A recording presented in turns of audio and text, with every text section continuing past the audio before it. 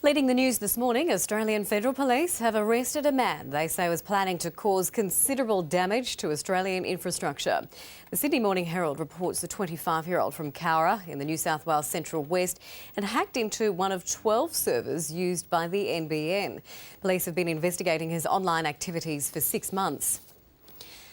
The lawyer for Norway's self-confessed mass murderer says he's probably insane. He says Anders Behring Breivik will undergo a psychiatric evaluation, but it's too early to say if he'll plead insanity. Authorities are considering charging Breivik with crimes against humanity and have begun releasing the names of those who died in the attacks. A Victorian man will be back in court today after police arrested and charged him for buying explosive chemicals on the internet. Police say Philip John Marsh spent $17,000 on the chemicals. They say they found enough chemicals in his home to make 5 kilograms of explosives. Marsh told an out-of-sessions court hearing he just wanted to make firecrackers. A crisis meeting will be held in Brisbane this morning after a dog in southeast Queensland was found to have the deadly Hendra virus. Up to now, the disease has only been found in bats, horses and humans.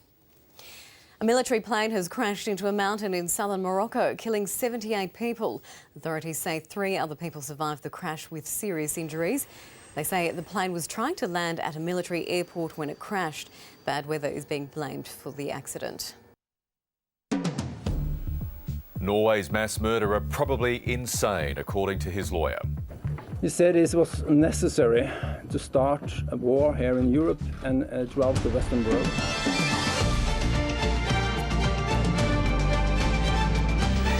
Federal police arrest an alleged hacker they say was targeting national infrastructure. A crisis meeting called after the Hendra virus crosses species and infects a dog. And Liesl Jones claims silver in the pool at the World Championships.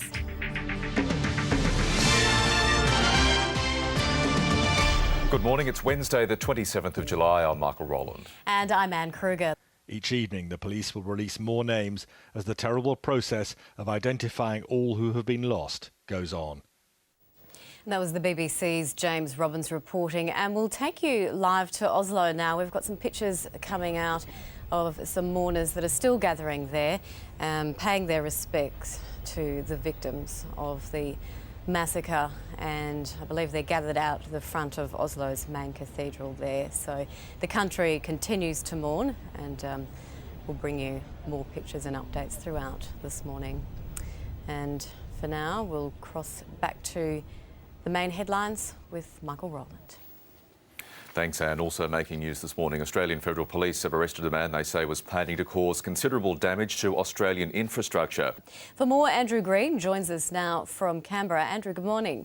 Good morning. Now, this is a serious compromise of security. What do police know about the hacker? Well, it appears this investigation has been for the best part of 6 months. Now, officially, the Federal Police are saying very little. It sounds like it was something of a backyard job, though, not particularly a sophisticated setup. No, you're right. The Federal Police say that it was a 25-year-old man acting alone. Lots to talk about on News Breakfast this morning.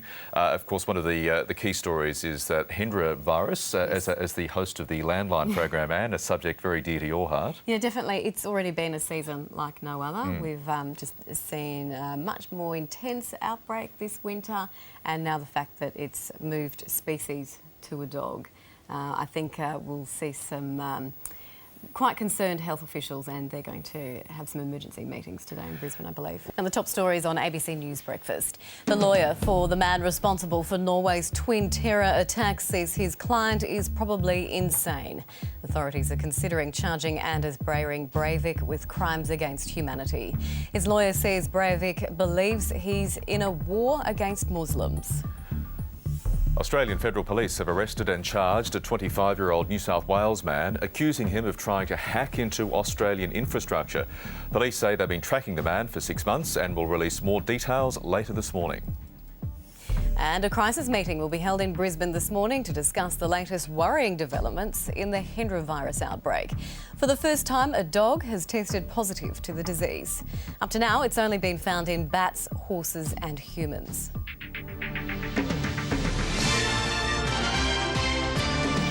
A Court in Papua New Guinea has found waste from the part Chinese-owned Ramu nickel mine will do serious environmental harm when it's dumped into the sea off Madang. But the mine has refused an order to stop the proposed dumping. PNG correspondent Liam Fox reports. Our PNG correspondent Liam Fox there.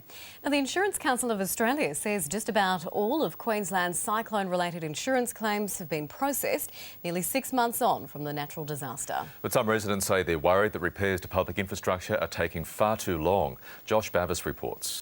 Well, we'll take a look at the markets now. Wall Street closed down overnight over fears that America may default on its debt. The Dow has closed down 91 points. The Nasdaq was also down 2 points. The S&P 500 was 5 points lower. And in London, the FTSE closed up 4 points. Checking commodity prices, West Texas crude is trading at $99.59 a barrel. Tapis crude is trading at $125.99 a barrel. And gold is trading at $1,619.56 an ounce.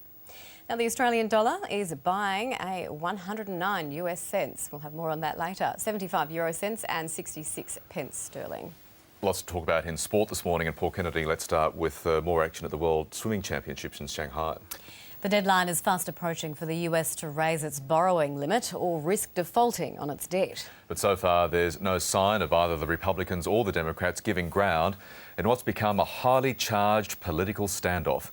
Tom Mann is a congressional scholar and author from the Brookings Institution in Washington, and he joins us now. Tom Mann, thank you very much for your time this morning. As this August the 2nd deadline approaches, who, if anybody, is going to blink? Well, that's a good question. What do you make of it, Michael? Because you spent quite a bit of time in the US as our Washington correspondent. Well, I'm with Tom. It has become increasingly nasty and bitter and polarised. In the 2 years that I left, it was always heading that way up to and including the 2008 presidential election. But the problem, as Tom Mann pointed to there quite eruditely, was that the Republican Party is essentially being held hostage by this Tea Party movement, which is very conservative.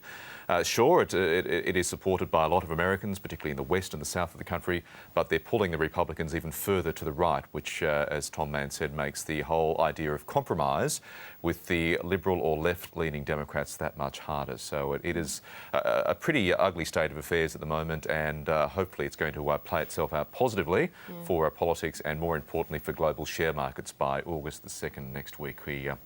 We live in hope. We can only wait and see, but there is strong language starting to come out. There is. I mean, we hope this is the last burst of sabre rattling of both sides appealing to their bases, and I suspect there'll be some minutes to midnight agreement, possibly on midnight. I expect so too. August the 1st next week, and but not before considerable damage has already been done to the global markets. Exactly. All right, thanks, Michael. Well, in other news, in March this year, New South Wales became the latest state in Australia to ban commercial surrogacy.